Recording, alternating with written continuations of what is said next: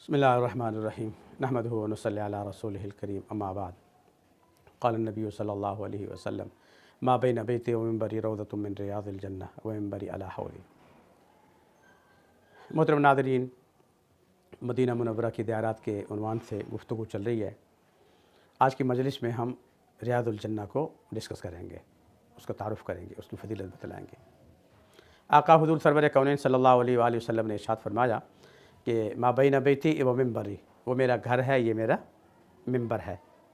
तो मेरे घर से लेकर मेरे मिंबर के दर तक ये जो बीच का हिस्सा है, ये मस्जिद का जो हिस्सा है, रौदतुम मिन रियादिल जन्नह, ये जन्नत के बागों में से एक बाग है, जन्नत के टुकड़ों में से एक टुकड़ा है।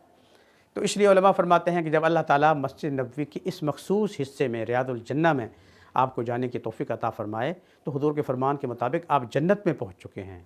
तो जन्नत में पहुँच चुके हैं। जन्नत में तो हुज़ूर इरशाद फरमाते हैं, कुरान का हुक्म भी है, वलकुम फ़ीहा मा तश्तही अनफुसुकुम, जो मांगो अल्लाह से तुम्हें सब कुछ मिलेगा, जो तुम्हारी चाहत वो कबूल। तो वहाँ जाके पूरे ईमान और यकीन के साथ अल्लाह से सब कुछ मांगना है, यकीन अल्लाह ताला सब कुछ अता फ़रमाएँगे। ये रियादुल जन्नह क्या है? ये असल मस्जिद नबवी है, असल मस्जिद नबवी है जो आप सल्लल्लाहु अलैहि वसल्लम ने सबसे पहले तामीर फरमाई थी, बाकी फिर तौसीआत हैं। तो एक दफ़ा आप सल्लल्लाहु अलैहि वसल्लम ने अपने मिंबर मुबारक पे खुतबा देते हुए एक बात इरशाद फरमाई कि सामने देखो मेरा घर है दाईं तरफ और ये मेरा मिंबर है, इसके बीच का जो हिस्सा ये जन्नत का टुकड़ा है। तो इसलिए मस्जिद के इस ख़ास हिस्से को मखसूस कालीन बिछा के उसको वादे कर दिया गया है कि ये रियादुल जन्नह है। उसकी फ़जीलत बहुत ज़्यादा है, इसलिए फजीलत ज़्यादा है कि ये वो मकाम है जिसमें आप सल्लम ने मुसलसल नमाज़ें पढ़ी। अबू बकर सिद्दीक़, उमर फ़ारूक, उस्मान गनी, अली अल मुर्तज़ा, कई सैकड़ों हज़ारों सहाबा किराम ने यहाँ नमाज़ें पढ़ी हैं। उस मुक़द्दस धरती को अल्लाह ताला ने ये बरकत और ये सादत इनायत फरमाई है कि आका के सजदे, आका की दुआएँ, आका की नमाज, आका के आम, आका का चलना फिरना, सुबहान अल्लाह। तो इसलिए मस्जिद नबवी के हिस्से में सबसे अहम तरीन, सबसे अफजल तरीन हिस्सा है। फिर इस मस्जिद नबवी के इस मखसूस हिस्से में रियादुल जन्नह में मुख्तलिफ़ पिलर थे, यानी जो खजूर के तने खड़े करके ना छत डाली गई थी। तो उनका भी बड़ा तारुफ़ है। एक उस्तवाना हन्नाना है, उस्तवाना हन्नाना, ये जो मौजूदा मिंबर है, मिंबर के साथ एक पिलर है, वहाँ पे खजूर का एक तना था खुश्क। आप सल्लल्लाहु अलैहि वसल्लम जब खुतबा देते थे तो उस पर टेक लगा के खुतबा दिया करते थे। तो एक दफ़ा सहाबा किराम ने अर्ज़ किया कि या रसूलल्लाह, आप खड़े होकर खुतबा इरशाद फरमाते हैं तो हमें अच्छा नहीं लगता, आप हमें इजाज़त दें तो हम जो है ना वादी गाबा से जंगलात से दरख्त काट के लाएंगे और यहाँ आपके लिए मिंबर बनाएंगे। तो चुनांचे आपने इजाज़त दी और सहाबा किराम ने मिंबर तैयार फरमाई और उसके बाद आप सल्लम मिंबर पे तशरीफ़ लाए। जब आप सल्लम मिंबर पे बैठे तशरीफ़ लाए खुतबा देने के लिए, तो उस मिंबर के साथ जो खजूर का खुश्क तना था, उस्तवाना कहते हैं पिलर को, हन्नाना रोने वाला, वो जो पिलर था, तना था खुश्क खजूर का, वो हुजूर की जुदाई में कि हुजूर मुझसे टेक लगा खुतबा इरशाद फरमाया करते थे। आज आप सल्लल्लाहु अलैहि वसल्लम के जसात अतहर का जो तबर्रुक मुझे मिलता था वो मैं उससे महरूम हो गया हूँ। तो उस पर वो खुश्क तना रो पड़ा। अल्लाह अकबर। यानी बेजान चीज़ों को भी हुजूर से ये मोहब्बत थी जो आज हम जानदार लोगों के दिलों में वो मोहब्बत नहीं है। अल्लाह हमें वो हुजूर की मोहब्बत नसीब फरमाए। वो बेजान खुश्क तना हुजूर की जुदाई में रो पड़ा। सहाबा किराम फरमाते हमने खुद उसकी रोने की आवाज़ सुनी।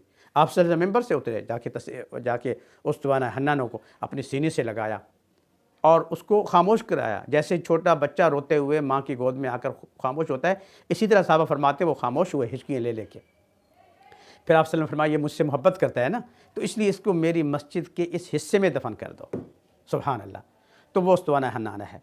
उसके बाद अगर जन्नतुल बकी वाले साइड पे आते हैं तो उसमें एक उस्तवाना आता है, उस्तवाना आयशा सिद्दीक़ा रज़ियल्लाहु ताला अन्हा। उसकी तारीख़ ये है कि हमेशा फरमाती हैं कि आप सल्लल्लाहु अलैहि वसल्लम ने इरशाद फरमाया कि मेरी मस्जिद में एक जगह है, वहाँ नमाज़ पढ़ने की सबसे ज़्यादा फजीलत है। लेकिन जगह कौन सी है हुज़ूर ने तायीन नहीं फरमाई कि अगर मैं तायीन कर दूँगा तो लोग इस पर लड़ेंगे भिड़ेंगे, तो इसलिए हुज़ूर ने वजाहत नहीं फरमाई। लेकिन बाद में अम्मी आयशा सिद्दीक़ा रज़ियल्लाहु ताला अन्हा ने वजाहत फरमाई कि चूँकि एक अमानत है तो मैं इस अमानत के तौर पे आपके सामने रखते हुए बताती हूँ कि हुज़ूर सल्लल्लाहु अलैहि वसल्लम जो सबसे ज़्यादा नमाज़ें पढ़ते थे वो ये जगह है। आप सल्लम सबसे ज़्यादा इस जगह नमाज, तो हमेशा को पता था कि चूँकि फ़जीलत वाली जगह है वो है, तो हुज़ूर फ़जीलत वाली जगह में ही नमाज़ पढ़ते हैं। تو اس اشارتاً کنایتاً حضرت امی عائشہ کو معلوم ہو گیا تھا، تو اس لیے بتا دیا۔ تو اس وجہ سے اس جگہ جو حضور صلی اللہ علیہ وسلم نماز پڑھتے تھے کثرت سے، جو سب سے زیادہ فضیلت والی جگہ ہے، وہاں پہ پلر جو بنایا گیا استوانہ عائشہ اس کا نام لکھا ہوا۔ اس کے ساتھ ہی پھر الٹے ہاتھ پہ استوانہ توبہ ہے، اس کا نام استوانہ ابو لبابہ بھی ہے۔ ابو لبابہ ایک صحابی ہیں، آپ صلی اللہ علیہ وآلہ وسلم نے ان کو ایک دفعہ ایک فیصلے کے حوالے سے ان کے قبیلے کے لوگوں کے پاس بھیجا تھا۔ تو قبیلے کے لوگوں نے پوچھا کہ حضور صلی اللہ علیہ وسلم نے ہمارے متعلق کیا فیصلہ کیا ہے؟ تو اس پر جو ہے حضرت ابو لبابہ رضی اللہ تعالیٰ عنہ نے تھوڑی بے احتیاطی فرمائی۔ تو یہ بنو قریظہ کے لوگ تھے، جو یہودی تھے، جنہوں نے حضور صلی اللہ علیہ وسلم سے بارہا غداری کی تھی، بنو قریظہ کے لوگوں نے۔ حضرت ابو لبابہ اس قبیلے سے تعلق تھے، مسلمان ہو گئے تھے، باقی یہودی تھے، مسلمان نہیں ہوئے۔ تو انہوں نے اشارہ یوں گلے کا اشارہ کیا کہ تمہارا نتیجہ انجام تمہارے گلے کٹیں گے اور کوئی راستہ نہیں ہے۔ تو اس پر ان کو افسوس ہوا کہ مجھے تو انہوں نے ان کے ساتھ بات چیت کے لیے، مذاکرات کے لیے بھیجا تھا، اور یہاں جو ہمارے معاملات حضور صلی اللہ علیہ وسلم نے ہمارے سامنے باتیں کی تھی، اس کے حوالے سے ان کو جا کے کچھ بتانا تو ٹھیک نہیں تھا، یہ تو مجھ سے غلطی ہو گئی۔ تو اس پر ان کو اتنا افسوس ہوا کہ اللہ سے معافی مانگنے کے لیے، اپنی غلطی کی معافی کے لیے آ کے انہوں نے اس پلر کے ساتھ اپنے آپ کو باندھ دیا تھا۔ صرف پیشاب اور کھانے کے لیے جاتے تھے، باقی اپنے آپ کو یہاں باندھے رکھتے تھے سزا کے طور پہ۔ اور پھر اللہ تعالیٰ کے طرف سے باقاعدہ ان کے لیے معافی کا اعلان ہوا، اور آپ صلی اللہ علیہ وسلم نے آ کے ان کو اپنے ہاتھوں سے کھولا، ان کی معافی کا ارشاد فرمایا۔ تو استوانہ توبہ، استوانہ ابو لبابہ اس کا نام ہے۔ اس طرح جو ہے، جو آپ صلی اللہ علیہ وسلم کی اس کے بعد جو جال مبارک آپ کی طرف آپ دیکھیں گے نا، تو وہاں پلر بنے ہوئے ہیں۔ تو وہاں ایک اس پلر کا نام، ایک کا نام استوانہ سریر ہے۔ استوانہ سریر کا مطلب ہے چارپائی، جہاں آپ صلی اللہ علیہ وسلم کے لیے چارپائی اعتکاف کی حالت میں ڈالتے تھے، استوانہ سریر۔ اور ایک استوانے پہ لکھا ہوگا استوانہ الحرس، حرس کا معنی پہرا دینا۔ حضرت علی رضی اللہ تعالیٰ عنہ یا کوئی صحابہ کرام مخصوص حالات میں آپ صلی اللہ علیہ وسلم کے گھر مبارک پہ پہرا دیا کرتے تھے کہ کوئی دشمن آ کے دشمنداری نہ کرے۔ اور اسی طرح ایک اور استوانہ آپ کو نظر آئے گا، اس پہ لکھا ہوگا استوانہ وفود۔ وفود کا معنی وفد۔ تو آپ صلی اللہ علیہ وسلم کے پاس لوگ آتے تھے ملاقات کے لیے، تو آپ نے وہ جگہ مختص کی ہوئی تھی ان کی ملاقات کے لیے، تو اس جگہ جو پلر بنا اس کو استوانہ وفود کہتے ہیں۔ پھر اس مسجد کے اندر ایک اونچی جگہ تھی ٹیلہ نما، جہاں پہ حضرت بلال رضی اللہ تعالیٰ عنہ کھڑے ہو کے اذان دیا کرتے تھے اونچائی پہ، تاکہ دور تک آواز جائے۔ تو وہ آج بھی بنی ہوئی ہے، اور اب پکی بنی ہوئی ہے، اور وہ ریاض الجنہ کے اندر اس حصے میں مخصوص طور پہ بنی ہوئی ہے، جہاں پہ حضرت بلال اذان دیا کرتے تھے۔ اور جو موجودہ ممبر ہے، یہ آپ صلی اللہ علیہ وسلم کے دور میں ہی بنی تھی، لیکن 3 سیڑھیاں تھیں۔ بعد میں جب حضرت صدیق تشریف لائے، خلیفہ بنے، تو انہوں نے عرض کیا کہ جہاں آپ صلی اللہ علیہ وسلم بیٹھتے تھے تو اس پہ میں بیٹھوں، یہ تو ممکن نہیں ہے۔ تو حضور کے قدموں والی جگہ پہ آپ بیٹھنے لگے۔ اس کے بعد حضرت عمر رضی اللہ عنہ خلیفہ بنے، تو انہوں نے کہا کہ جہاں حضور بیٹھے یا حضرت ابوبکر بیٹھے ادھر تو میں نہیں بیٹھ سکتا۔ ان کی حضرت ابوبکر کے قدموں والی جگہ پہ حضرت عمر بیٹھ گئے۔ پھر اس کے بعد حضرت عثمان رضی اللہ عنہ خلیفہ بنے، تو انہوں نے پھر اس پہ ارشاد فرمایا کہ اب جو خلیفہ بنتا جائے اور وہ نیچے اترتا جائے اور سیڑھی اونچی ہوتی جائے، یہ تو ایک وقت آئے گا کہ یہ سیڑھی تو جا کے آسمانوں سے ٹکرائے گی۔ کب تک اس طرح ہم نیچے جاتے رہیں گے؟ یہ پیڑھی بڑی مشکل ہے، چونکہ اللہ تعالیٰ نے آپ صلی اللہ علیہ وسلم کو اور آپ کے صحابہ کرام، خاص طور پہ خلفاء راشدین کے حوالے سے، اپنے احکام کے حوالے سے رہنمائی فرمائی تھی۔ خود حضور فرمایا کرتے تھے کہ میری سنتیں بھی تم پر لا دیں، فعلیکم بسنتی و سنت الخلفاء الراشدین۔ خلفاء راشدین کے فیصلے بھی میری سنت ہیں، ان کی سنتیں میری سنتیں، ان کو لازم کر پکڑو۔ تو اس لیے انہوں نے صحابہ کرام کے مشورے سے جو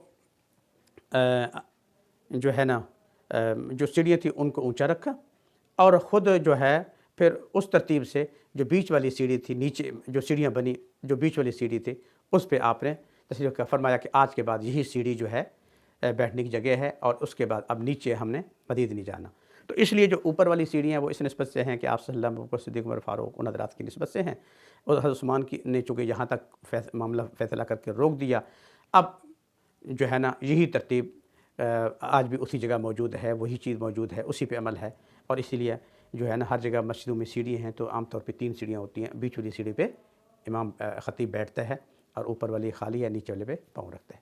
تو بہرحال یہ مسجد نبوی کا خاص مخصوص حصہ ریاض الجنہ، اس کا میں نے آپ کی خدمت میں مختصر تعارف کروایا۔ اللہ تعالی ہم سب کو ریاض الجنہ کی بار بار زیارت نصیب فرمائے، عقیدت و محبت کے ساتھ نمازیں پڑھنے کی، دعائیں کرنے کی توفیق عطا فرمائے۔ آمین، وآخر دعوانا الحمدللہ رب العالمین۔